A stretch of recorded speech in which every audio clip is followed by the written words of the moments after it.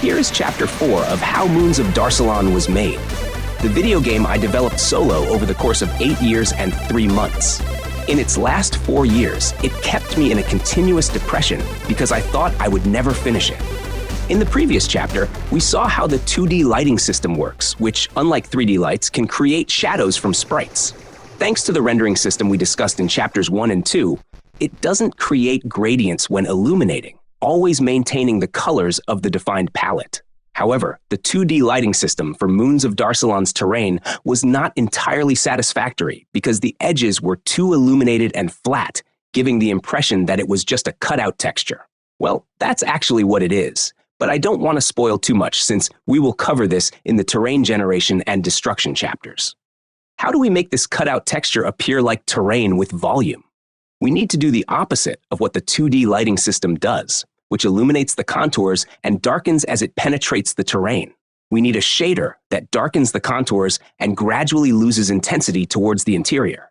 This shader is similar to how outline shaders work, I think, but it's gradual and can be adjusted independently for side, top, and bottom shadows.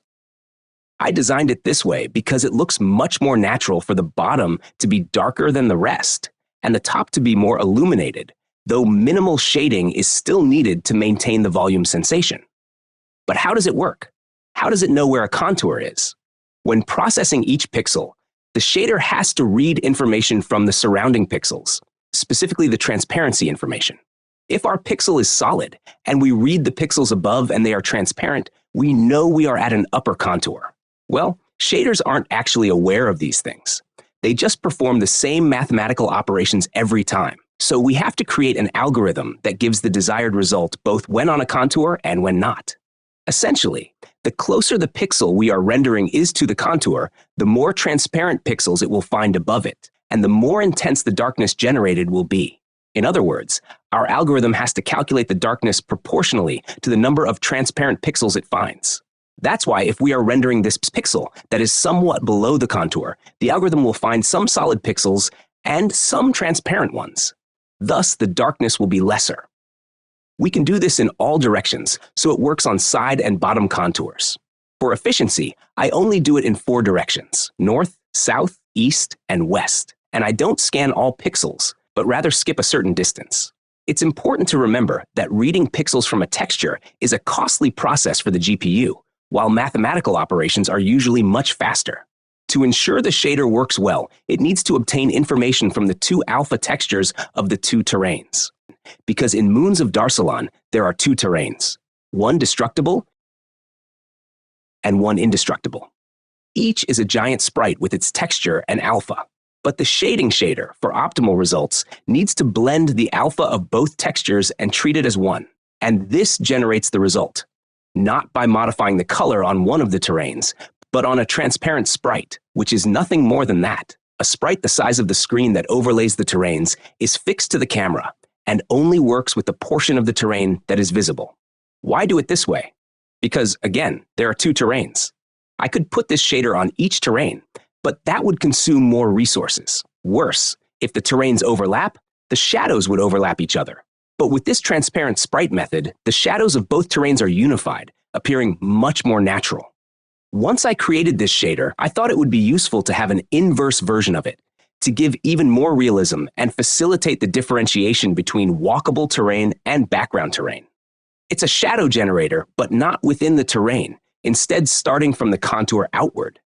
This way, it will darken any background terrain rocks that might be nearby, as happens in many points on the map. Visually, it looks like somewhat exaggerated ambient occlusion. It helps to differentiate the walkable terrain from the background rocks, and works quite well in real time when generating terrain with the ground maker. Okay, we now have a 2D lighting system that interacts with the terrain, which is also dynamic and can produce various types of shadows. But it still needs adjustments to ensure the scene's lighting makes sense. Yes, it works perfectly with flashlight-type lights, jetpacks, and shots, but what about the exterior lighting? How does it work? The 2D lighting asset I bought back in the day has an ambient light system implemented, which I don't quite understand how it works because I tried it, but it didn't convince me. Among other things, it prevented me from having a level where, if you go outside, you have areas illuminated by the sun, But if you go into caves, you have darkness with shadows cast by the exterior lighting. And if you keep going further into the cave, only light sources like your flashlight remain. So I decided to create my own ambient lighting system. To do this, I created a sun, which is an object with an omnidirectional 2D light source that also rotates to simulate a day-night effect. The terrain is illuminated by the light it receives from the sun, depending on its orientation, and casts shadows over the rest of the terrain and characters' objects. Because if we only had the light of the sun and no other ambient light sources, this is what we would see. The shadows would be so harsh that they could leave you in total darkness under a hill, making it look very unrealistic in a scene with a well-lit sky. And why does it look unrealistic? Because in reality, light reflects off many surfaces. Even in its passage through the atmosphere, it undergoes various alterations like scattering, refraction, etc. Only in space, shadows are completely pitch black. So, how to achieve an ambient lighting effect? I came up with the concept of skylights. A skylight is a 2D light source that is fixed in the sky, but shouldn't be noticeable as an independent light source. It should feel like the light is coming from all over the sky. So I placed many light sources in the sky, sufficiently spaced apart with limited range and low intensity, so that each point in the scene is illuminated not by one light, but by many of them in a very low percentage. But the sum of all of them provides homogeneous lighting. Moreover, each skylight adopts the color of the sky, so the terrain and other objects are illuminated by an average color of the various nebulas passing through the sky at that moment, resulting in realistic, coherent, and visually pleasing lighting. Although there are very few levels where the sun rotates to generate a day-night cycle, initially, all levels were like this because I thought it was an interesting, innovative, and attractive effect. However, I decided it was better for each level to have a specific time of day because this generated specific lighting and helped create a level identity, making them much more distinct from each other. I also believe it affects gameplay. The player can remember and navigate levels much better if they always have the same lighting. In the end, only the title screen and one level, Run for It, have a day-night cycle. I really think no one has noticed the day-night cycle exists. I suppose if I make a level where the time of day is important to complete the level, they would notice. This is an idea I have in the pipeline. A level where you have to use the shadows cast by the terrain to overcome it, because the sun burns so much that you can't stand it for more than a few seconds under it.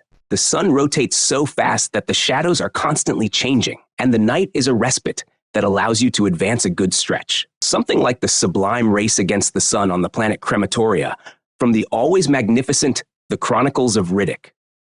And that's the end of Chapter 4 on how Moons of Darsalon was created. If you are enjoying this devlog video series, you can boost my motivation with a like, a subscribe, and by sharing it with your friends. Amazing news is coming for Moons of Darsalon, and I need all the help I can get. Thanks in advance. Oh, almost forgot. In the next episode, I'll talk about how terrain creation and destruction work. See you next week.